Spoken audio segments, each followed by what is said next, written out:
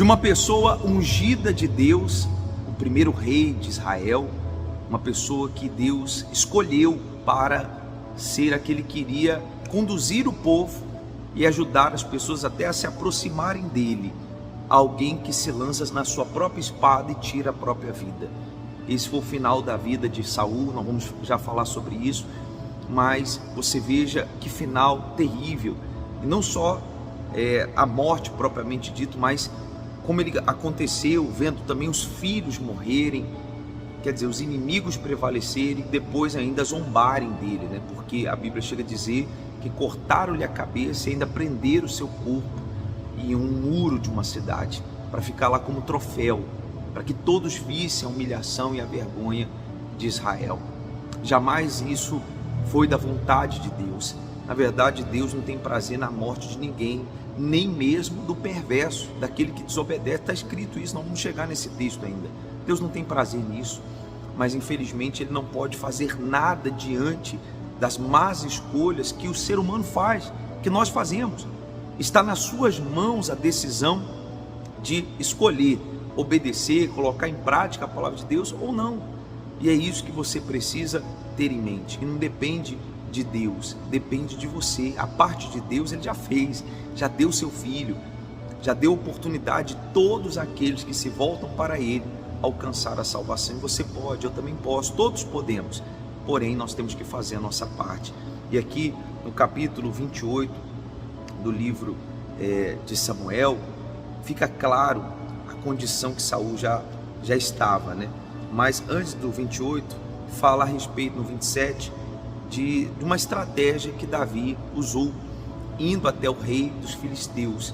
Quando ele se aproxima desse rei, a Bíblia não dá muitos detalhes de como ele conseguiu fazer uma aliança com esse rei, mas o fato é que ele lutou batalhas pelos filisteus, mas de uma forma muito sábia, não enfrentando os irmãos, né? Não enfrentando as tribos de Israel, mas outros inimigos que Israel também tinha. Filisteus tinham e eram incomum, tanto para filisteus como para israelitas. E aí no versículo 11 diz assim: e Davi não deixava com vida nem homem nem mulher, para trazê-los a Gate, dizendo, para que porventura não nos denuncie, dizendo, assim Davi o fazia. E este era o seu costume por todos os dias que habitou na terra dos filisteus.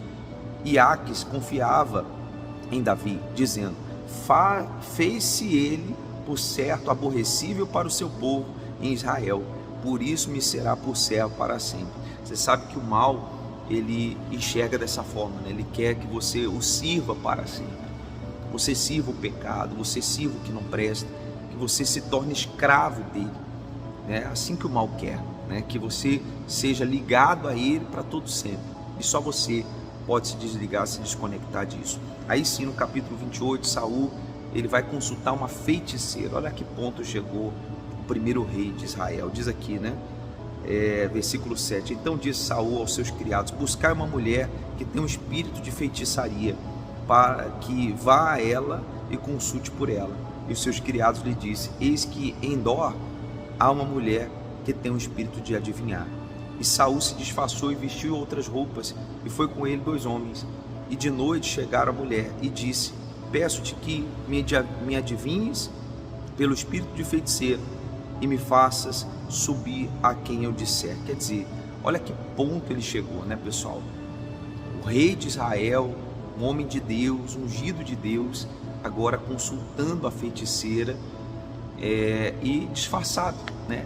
Se escondendo, porque quando nós fazemos uma coisa errada, é comum que a pessoa se esconda, é igual uma criança. Você vê que a tendência natural do ser humano, por mais que ele não pode dizer assim, não tinha consciência, mas uma criança, quando ela faz uma coisa errada, o que ela faz? Geralmente ela se esconde, ou ela esconde o que ela fez de errado, para que ela não sofra punição, porque conscientemente todos nós já sabemos o certo e o errado, por mais que fazemos que é errado. Aqui estava Saul se escondendo, e quantas pessoas, infelizmente, mesmo estando dentro da igreja, se escondem através dos seus erros, atrás dos seus erros, dos seus pecados, de coisas erradas. Não deixe isso acontecer com você, porque o final de Saul foi terrível, e ele até acreditou que o que aquela mulher estava falando, por um espírito de adivinhação, né, parecia ser Samuel, né, e a Bíblia cita como se fosse Samuel, porém nós sabemos que era um espírito enganador. E as palavras daquela mulher ditas para Saul como se fossem palavras de Samuel, fez com que ele caísse. A Bíblia diz no versículo 20: imediatamente Saul caiu estendido por terra e grandemente temeu por causa daquelas palavras de Samuel. Repito, não era Samuel, era o demônio, um espírito que havia ali usando aquela mulher. E não houve força nele, porque não tinha comido pão todo aquele dia e toda aquela noite. Quer dizer, ele tomou aquelas palavras como verdade e se prostrou. E tem tantas palavras que vêm do inferno para você e você toma como verdade, ao invés de valorizar essa palavra aqui, ao invés de dar vazão, valor, sabe, de colocar essa palavra aqui em prática, outras tantas tomam parte da sua vida e se tornam uma verdade absoluta. Não deixe isso acontecer. Aí lá no capítulo 29, a Bíblia fala que Deus usa, né, até a boca, uma forma que eu até separei esse versículo, porque o rei Aques passou vamos dizer assim, a reconhecer a Deus. Quer dizer, uma coisa inimaginável, né? Um filisteu reconhecendo ao Senhor. Mas por quê? Porque Davi era diferente, era diferenciado. E é isso, né? Quando nós estamos perto de pessoas, por mais incrédulas que elas sejam, e você é uma pessoa de Deus, as pessoas têm que ver Deus em você. E diz aqui no versículo 6, né? Quando Davi marchou junto com Aques para a batalha, né? Já não querendo ir para a batalha, mas foi. Então Aques chamou Davi e disse: vive o Senhor, que tu és reto, e a tua entrada e a tua saída comigo no arraial é boa aos meus olhos. Quer dizer, ele estava no meio dos inimigos, mas eles reconheciam o Senhor que estava com Davi. E ali os príncipes dos filisteus não quiseram que Davi fosse com eles, né? Foi até uma provisão do próprio Deus para que eles não se levantassem contra os próprios irmãos, e Davi volta. Mas quando ele volta, a cidade que ele habitava tinha sido saqueada. E lá tem um detalhe aqui, a Bíblia fala que eles choraram sem ter mais força, no versículo 4. Davi se angustiou muito e o povo falava em apedrejá-lo, inclusive. Mas, versículo 6, finalzinho: todavia Davi se fortaleceu no Senhor e no seu Deus.